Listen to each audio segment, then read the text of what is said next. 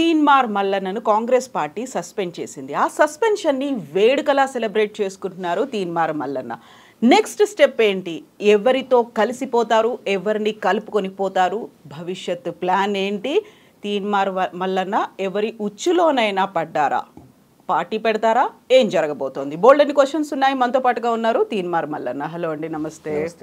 So మీకేంటి congrats చెప్పాలా? నేను పోరాటం చేసి బయటకు వచ్చేసిండ్రు మీరు. నేను బయటికి రాలేదండి, వాళ్ళు సస్పెన్షన్ చేశారు. కాకపోతే అలాంటి పరిస్థితిని క్రియేట్ చేసింది మీరే కదా. అంటే ఎట్లా అండి, నాకు అర్థం కాలేదు. పరిస్థితిని నేను క్రియేట్ చేయలేదండి. వాళ్ళు ఒక దురహంకారాన్ని ఆ విధంగా ప్రదర్శించారు. ఇక్కడ తీన్మార్ మల్లన్న విషయానికి వస్తే ఒకలా, మిగతా వాళ్ళ విషయానికి వస్తే మరోలా ఉండదు కదండి. కాంగ్రెస్ పార్టీకి ఒక కాన్స్టిట్యూషన్ ఉందండి. ఆ కాన్స్టిట్యూషన్ ప్రకారం విత్ ఇన్ ద కాన్స్టిట్యూషన్ లిమిట్స్లో నేను మాట్లాడడం జరిగింది. నేను నా ఆవేదన చెప్పడం జరిగింది. కాకపోతే అంత తీవ్రమైనటువంటి పదజాలం, అంత అగ్రెసివ్నెస్తో మాట్లాడడం అనేది అవన్నీ కూడా కాంగ్రెస్ బైలాలో ఉన్నాయంటారా? అంటే ఒక విషయం ఏంటంటే, కాంగ్రెస్ పార్టీ బైలాలో ప్రభుత్వ నిర్ణయాన్ని వ్యతిరేకించకూడదు అని ఎక్కడ లేదు. ఫస్ట్ ఆఫ్ ఆల్ మా నాయకుడు రాహుల్ గాంధీ గారు కాంగ్రెస్ పార్టీ తీసుకొచ్చినటువంటి ఆర్డినెన్స్ని 2011 సంవత్సరంలో మన్మోహన్ సింగ్ తీసుకొచ్చినటువంటి ఆర్డినెన్స్ను మీడియా వేదిక మీదుగా చింపి అవతల వారేసాడు. ప్రభుత్వ నిర్ణయాన్ని ఆయన. ఇక్కడ నేను చేసింది ప్రభుత్వ నిర్ణయాన్ని. అంటే ఇక్కడ ఒక క్యాస్ట్ సెన్సస్ చేసి క్యాస్ట్ సెన్సస్ని తప్పుల తడకగా నిర్లక్ష్యంగా చేసి దాన్ని అద్భుతమైన డాక్యుమెంట్గా చిత్రీకరించాలనుకున్నప్పుడు చదువుకున్నోడిగా, ఆ పేద వర్గాల నుంచి వచ్చినటువంటి బిడ్డగా జరిగిన తప్పొప్పులను తెర మీద చూపిస్తూ సరిదిద్దుకునే అవకాశం ఉందని చెప్పిన, కానీ ఇది అద్భుతమైన డాక్యుమెంట్ అని చెప్పి ప్రజల్ని మభ్యపెడుతున్నప్పుడు దాంట్లో వాస్తవాలు బయటపెట్టి చింపి అవతల మారేసినాం. కాకపోతే మీకు ఒక యాంపుల్ టైం అనేది 90 రోజుల పాటు కులగణన జరుగుతుంది అనుకున్నప్పుడు యాక్సెస్ లేదా, ఎక్కడ లోపాలు జరుగుతున్నాయి, ఎక్కడ తప్పు ఉంది, ఇది ఎందుకు మిస్ అవుతున్నారు, దీన్ని చేయాలి కదా అనే యాక్సెస్ అక్కడ పొన్నం ప్రభాకర్ గారు ఉన్నారు, ఆ తర్వాత అధికారులు ఉన్నారు. వాళ్ళని ఎందుకు కలవలేకపోయారు ముందే? అంటే నేను కలిశానా లేదా అనేది మీకు తెలియదు కదా. నేను ఏకంగా ముఖ్యమంత్రి గారిని కలిసి క్యాస్ట్ సెన్సస్ విషయంలో ఎట్లా చేయాలి, ఏం కథ, మనం ఏ విధంగా ముందుకు పోవాలనేటువంటి వివరాలన్నీ కూడా ఆయనకు చెప్పడం. కాంగ్రెస్ పార్టీ తన మేనిఫెస్టోలో రాహుల్ గాంధీ ఆలోచన మేర క్యాస్ట్ సెన్సస్ చేస్తామని మేనిఫెస్టోలో పెట్టినప్పుడు కేవలం ఆ వర్డ్ కోసం కాంగ్రెస్ పార్టీలో జాయిన్ అయిన తర్వాత కాంగ్రెస్ పార్టీ ఇంప్లిమెంట్ చేస్తుందని, ఇది ప్రజలకు మంచి చేస్తామని చెప్పినప్పుడు రాష్ట్ర ప్రభుత్వం దాన్ని టేక్ ఓవర్ చేసి క్యాస్ట్ సెన్సస్ అని చేపట్టింది. రాష్ట్ర ప్రభుత్వం అనౌన్స్ చేసినప్పుడు తీన్మార్ మల్లన్న తన వేదికల మీద ప్రజలారా ఇందులో విస్తృతంగా పాల్గొనండి, కుల సంఘాలు అన్ని ఇందులో భాగస్వామ్యం కావాలి, కాంగ్రెస్ పార్టీ కార్యకర్తలారా ఎమ్యునరేటర్ వస్తే వాళ్ళని వాళ్ళ ఇళ్లలోకి తీసుకుపోయి వాళ్ళకి సహకారం అందించండి అనేటువంటి విస్తృత ప్రచారాన్ని కల్పించడంలో నా వంతు పాత్ర ఉంది. అది పార్టీ నిర్ణయాన్ని విజయవంతం చేయడం కోసం చేసినటువంటి కార్యక్రమం. వన్స్ ఫిబ్రవరి 2 తారీఖు రోజు ఈ క్యాస్ట్ సెన్సస్కి సంబంధించినటువంటి వివరాలను రాష్ట్ర ప్రభుత్వం బయటపెట్టింది. బయటపెట్టినటువంటి పరిస్థితుల్లో ఇందులో ఉన్నటువంటి ఎప్పుడైతే డాటా బయటకు వస్తుందో అప్పుడే దాంట్లో ఉన్నటువంటి సత్యాలు అసత్యాలన్నీ బయటకు వస్తాయి. Data can speak only. నోటి మాటగా మనం ఎన్ని అనుకున్నా వేరు. కానీ అప్పటి వరకు క్యాస్ట్ సెన్సస్ని పకడ్బందీగా చేయాలని పదే ప్రజల్ని రిక్వెస్ట్ చేసినటువంటి తీన్మార్ మల్లన్న డాటా వచ్చిన తర్వాత అందులో జరిగినటువంటి లోపాలను ఎత్తి చూపారు. మనం ఒక విషయాన్ని గమనిస్తే 2011లో యూపీఏ గవర్నమెంట్ చేపట్టినటువంటి సెన్సెస్లో తెలంగాణ ప్రాంతంలో ఉన్నటువంటి ముస్లింల జనాభా 44 లక్షల మంది అని చూపించింది. 2025లో ఇదే కాంగ్రెస్ పార్టీ నిర్ణయం మేరకు రాష్ట్ర ప్రభుత్వం చేపట్టిన క్యాస్ట్ సెన్సెస్లో సేమ్ ముస్లింల జనాభా 44 లక్షలు, ఇంకా మీదికెళ్ళి ఒక 5,000 తగ్గిపోయాయి. ఇక్కడ కేసీఆర్ సర్వే అని కూడా కాదు, ఆ రోజు మనం చేసిన సర్వే, ఈరోజు మనం చేసిన సర్వే ఈ లోపాన్ని ఎత్తి చూపించడం జరిగింది. 2011లో చేసిన సెన్సెస్లో తెలంగాణ రాష్ట్రంలో కుటుంబాల సంఖ్య 83.40 లక్షలు. ఇవాళ ముఖ్యమంత్రి గారు ప్రెస్ మీట్లో చెప్పింది తెలంగాణ రాష్ట్రంలో 1,15,00,000 గృహాలున్నాయి. అందులో 1,12,00,000 గృహాల సర్వే మేము చేసినాం. ఇంకొక 3 లక్షల గృహాల సర్వే జరగాల్సింది. అది 3.91 అనేటువంటి ఒక మాట చెప్పిన. సో 83లో 11లో 83 లక్షలు, ఇప్పుడు 1,15,00,000. వీటి మధ్యలో ఉన్న గ్యాప్ 32 లక్షలు. అంటే 2011 నుంచి 2025 వరకు 32 లక్షల గృహాలు పెరిగినాయి. 32 లక్షల అంటే అప్పుడు 83 లక్షలు ఉన్నప్పుడు 3,50,00,000 మంది జనాభా. ఇప్పుడు అదనంగా 32 లక్షల గృహాలు యాడ్ అయిన తర్వాత ఒక్క గృహం నుంచి ఒక్కరినే తీసుకు ఈ 3,50,00,000కు ఈ 32 లక్షలు యాడ్ అయితే కనీసం 3,82,00,000 జనాభానన్నా ఉండాలి మన లెక్కల ప్రకారం. అది లేకపోగా కేవలం తెలంగాణ జనాభా 3,70,00,000 అని చెప్పి రాష్ట్ర ప్రభుత్వం చెప్తా ఉంది. ఇంకొక 16 లక్షల మందిని మేము ఎమ్యునరేట్ చేయలేకపోయినాము అనేటువంటి మాట రాష్ట్ర ప్రభుత్వం చెప్పింది. మానుకోట విలేజ్లో ఎంతమంది ఉన్నారనేది పూర్తిగా లెక్క చేస్తే ఎంతమంది ఉన్నారనేది తెలుస్తుంది. సగం చేసి ఇంకా 16 లక్షల మంది మిగిలిపోయారు. ఈ 16 లక్షలు అనేటువంటి మాట నీకు ఎట్లా తెలిసింది? ఫస్ట్ మీకు చేస్తే కదా తెలిసేది. 16 లక్షల మంది మిగిలిపోయినారనేటువంటి మాట మీకెట్లా తెలిసింది? ఇదొక అంశం. మళ్ళొక అంశం తీసుకుంటే తెలంగాణ రాష్ట్రంలో కేసీఆర్ నిర్వహించినటువంటి సమగ్ర కుటుంబ సర్వే అది ఎక్కడ అథెంటిక్ కాదని మీరు చెప్పినారు. ఇక్కడ క్లియర్గా 44 లక్షల మంది ఉన్నటువంటి మన సెన్సెస్లోనే 44 లక్షలు ఉన్న ముస్లింలు ఇప్పుడు కూడా 44 లక్షలే ఉండి 5,000 మంది అందులో చనిపోయినారు. కొత్తగా ముస్లింలకు ఒక్కరు పుట్టలే. కానీ గతంలో చేసినటువంటి లెక్కలలో ఉన్నటువంటి ఆధారాల ప్రకారం చూస్తే 10 లక్షల మంది ఉన్నటువంటి రెడ్లు ఈ 15 ఏళ్లలో కొత్తగా 5 లక్షల మందిని కన్నారు. 5 లక్షల మందికి జన్మనిచ్చి కానీ 44 లక్షల మంది ముస్లింలు ఒక్కరిని కనలేక ఈ లెక్కలు చెప్తున్నాయి. ఇటువంటి అసమగ్రమైనటువంటి సర్వే నిర్వహించి ఏ వర్గాల ప్రజలను మీరు తక్కువ చేసి చూపించాలనుకుంటా ఉన్నారు?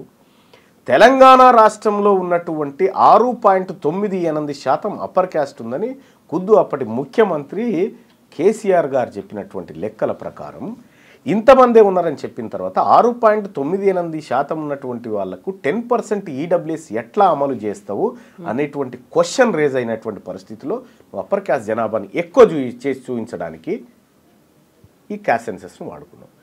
ఇక్కడ క్యాస్ట్ సెన్సస్ జరగాలని పేద వర్గాలన్నీ కోరుకున్నాయి. అసలు క్యాస్ట్ సెన్సస్లో పాల్గొనని వర్గాలు ఏమన్నా ఉన్నాయంటే అప్పర్ క్యాస్ట్. క్యాస్ట్ సెన్సస్లో పాల్గొనని వాళ్ళ సంఖ్య పెరిగింది, పాల్గొన్న వాళ్ళ సంఖ్య తగ్గిపోయింది. సో ఇవన్నీ చూసిన తర్వాత ఇవన్నిటిని పరిశీలిస్తున్నటువంటి ధర్మిల ఇది సమగ్రమైన సర్వే అని ఎట్లా అంటాం? అందుకోసం చింపేసినాం దాన్ని. ఇప్పుడు తీన్మార్ మల్లన్న ఇంత కూల్గా ఇంత డీటెయిల్డ్గా లెక్కలతో సహా మాట్లాడుతున్నారు. అదే పబ్లిక్లో ఉన్నప్పుడు అంత ఊపుతో మాట్లాడడానికి కారణం ఏంటి? అది కూడా అంత పరుష పదజాలం, అంత అగ్రెసివ్గా మాట్లాడడానికి. అప్పుడు కూడా ఇంతే కూల్గా ఇంత నింపాదిగా చెప్పొచ్చు కదా. మీరు TV9లో ఒక దశాబ్దం పాటు యాంకర్గా పనిచేసినారు. ఒక విషాదకరమైన వార్త వచ్చినప్పుడు మీరు చదివే విధానం వేరే ఉంటుంది. ఒక ఆనందకరమైన వార్త వచ్చినప్పుడు మీ చదివే విధానంలో, మీ ఎక్స్ప్రెషన్స్లో, మీ వాయిస్ బేస్లో తేడా వస్తుంది. పబ్లిక్ మీటింగ్లో ప్రజలందరికీ వినబడేలాగా గట్టిగానే మాట్లాడాలి. మీరున్నారు. ఇప్పుడు నేను గట్టిగా అరిచి చెప్పడం వల్ల మీకేమన్నా లాభమా? గట్టిగా మాట్లాడడం వేరు, ఆవేశంగా మాట్లాడడం వేరు, అందులో అంత పరుష పదజాలంతో మాట్లాడడం కూడా వేరు. పరుష పదజాలం గురించి మాట్లాడదాం. కానీ ఇక్కడ కొన్ని వేలాది సమూహం ఒక దగ్గరికి చేరి ఒక ఆవేదనను వెలిబుచ్చుతున్నటువంటి సందర్భంలో అక్కడికి పోయిన వక్తగా నేను అదే ఫ్లోలో మాట్లాడాలి. అక్కడికి పోయి నేను నిదానంగా సావధానంగా మాట్లాడితే ఎక్కాల్సిన ప్రజలకు ఎక్కదు. కాబట్టి నేను ఏ ఫ్లోలోనైతే మాట్లాడానో అదే ఫ్లోలో మాట్లాడతా. ఏ వేదిక ఎక్కాల్సిన ప్రజలు ఎవరు? ఎవరికి ఎక్కాలనుకున్నారు? అంటే ఈ పేద వర్గాలు ఎవరికైతే అన్యాయం జరుగుతుందో వాళ్ళ మైండ్ సెట్లోకి ఈ అంశాన్ని తీసుకుపోవడానికి అనేకమైనటువంటి అంశాలను జోడించి తీసుకొని పోతాం. మనకు రిపోర్టర్లు వార్త పంపిస్తే దాన్ని మాడిఫై చేసుకుంటాం. దాని ఏది ప్రేక్షకుడికి అనుగుణంగా, ప్రేక్షకుడికి మైండ్లోకి చొరబడే అనుగుణంగా ఎట్లయితే ఎక్కించుకుంటామో సేమ్ వేదికల మీద కూడా నాయకత్వం అదే చేస్తుంది. కాకపోతే ఎక్కాల్సింది వాళ్ళకి అనుకున్నప్పుడు ఇంకొకరి మీద మీరు ఎక్కడం అనేది ఉంది కదా అక్కడ.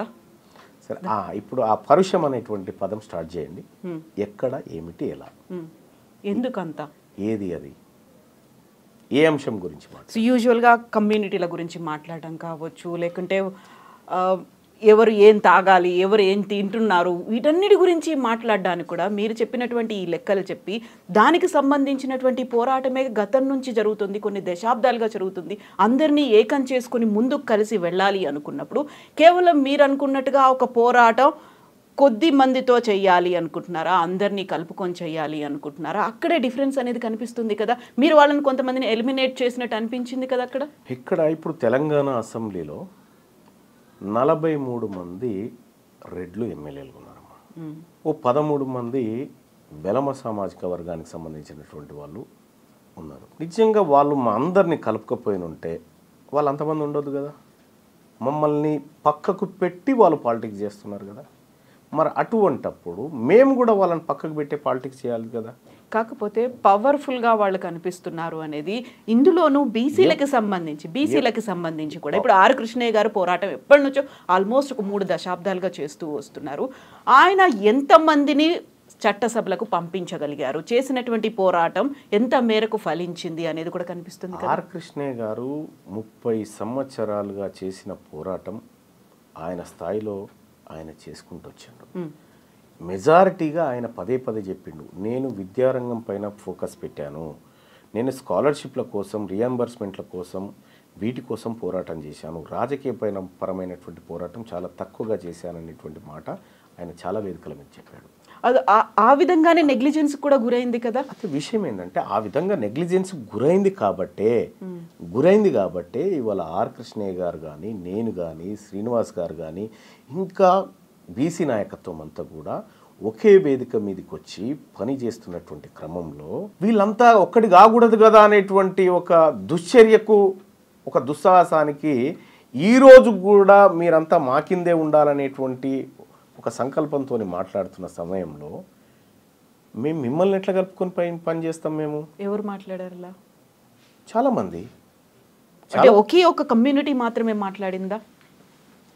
ఇప్పుడు తెలంగాణ రాష్ట్రంలో ఉన్నటువంటి ఈ బీద వర్గాలకి నిజంగా 70 సంవత్సరాల నుంచి ఇంకా మాకు కొత్త రేషన్ కార్డులు ఇస్తాం, మీకు ఇంకా రేషన్ సరుకులు అందిస్తాము, మీకు ఇంకా ఇండ్లు కట్టిస్తాము, ఇంకెన్ని రోజులు చెప్తారండి మాకు? ఇంకా అంటే మన దేశాన్ని కూడా అభివృద్ధి చెందుతున్న దేశం అనే అంటున్నారు కదా, ఇంకా డెవలప్ అయింది అని చెప్పుకోలేకపోయాం కదా. నేను ఏమంటున్నా, ఇంకా డెవలప్ కారణం ఏందండి? ఈ వర్గాల పాత్రనే లేదు కదా ఈ దేశంలో రాజకీయ నిర్ణయాల్లో ఈ వర్గాల పాత్రనే లేకుండా చేశారు కదా. మాది మేము చేసుకుంటామని చెప్తా ఉన్నాం, తప్పేముంది? మాది మేము చేసుకుంటే మీకేమైనా ఇబ్బందా అని నేను ఆ వర్గాలను అడుగుతా ఉన్నా.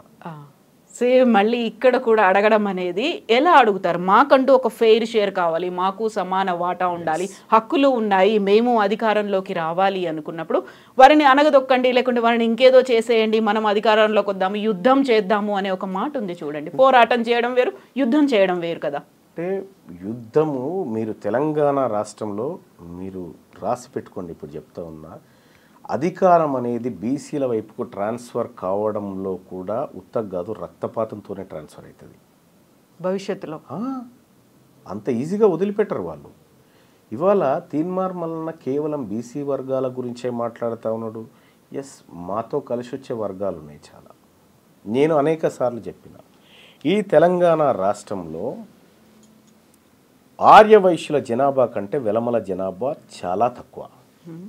కానీ వాళ్ళ ఇండ్ల నుంచి ఎంతమంది మంత్రులు, ముఖ్యమంత్రులు కాగలుగుతూ ఉన్నారు, వీళ్ళ దగ్గర నుంచి ఎందుకు కాలేకపోతా ఉన్నారు? ఈ రాష్ట్రంలో ఉన్నటువంటి బ్రాహ్మణ జనాభా కంటే వెలమల జనాభా తక్కువ. వాళ్ళకు రావాల్సిన షేర్ ఎందుకు దక్కుతలేదు?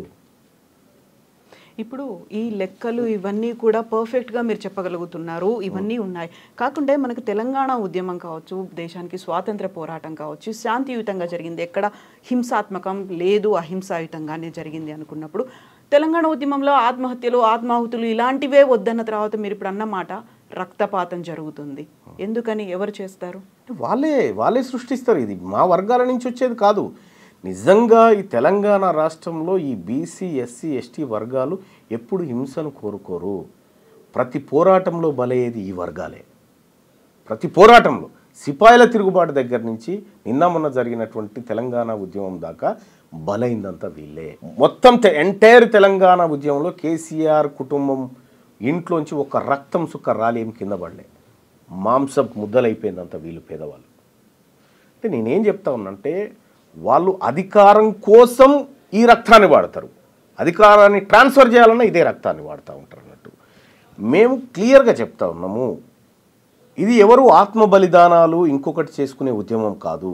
ఇది సగర్వంగా హమారా ఇస్సా, హమారా ఇజ్జత్, హమారా హుకూమత్ అని చెప్తా ఉన్నాము. న్యాయబద్ధంగా రావాల్సిన వాటా మీ వాటా మీరు తీసుకోండి, మా వాటా మాకు కావాలి.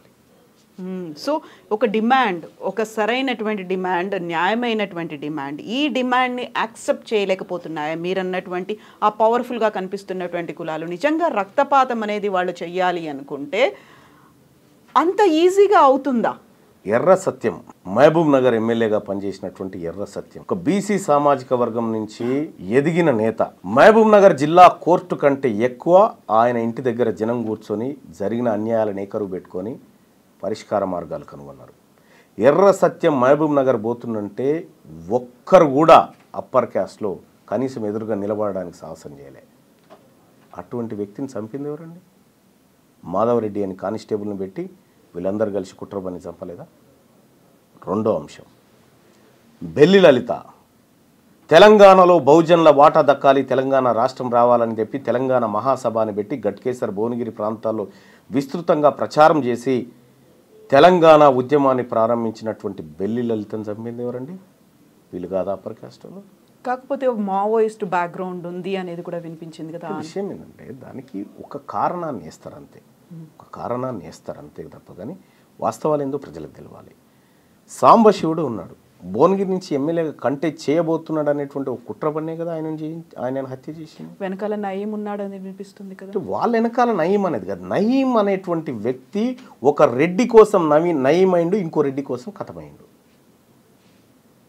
అంటే వీళ్ళందరినీ కూడా మారోజు వీరన్న భారత సంయుక్త రాష్ట్రాల సమితి అని పెట్టిండు.